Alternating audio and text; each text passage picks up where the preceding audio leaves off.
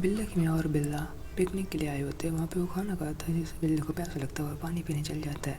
पर जहाँ वो पानी पीता है उस नदी में एक केमिकल बह रहा होता है जिससे वो बिल्ला पीते हैं उसको बहुत दर्द होता है और उल्टी होने लगती है।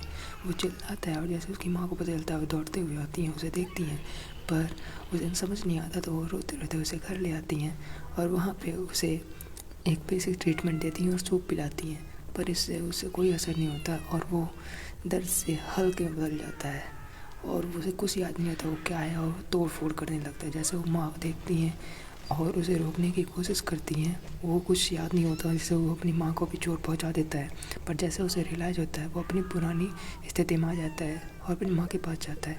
पर उसकी माँ को मजबूरन उसे सीकड़ी में बांधना पड़ता है और जैसे ही इस बात की फ़ोर्स को पता चलता है वो वहाँ पे आती हैं और उसको मारने के लिए।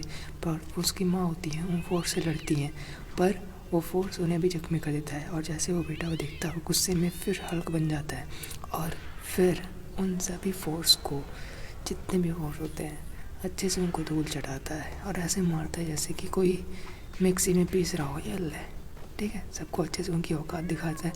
फिर उसकी माँ को पता चलता है नहीं मुझे ऐसा नहीं करना चाहिए, मुझे उसे प्यार देना चाहिए और ठीक हो जाएगा।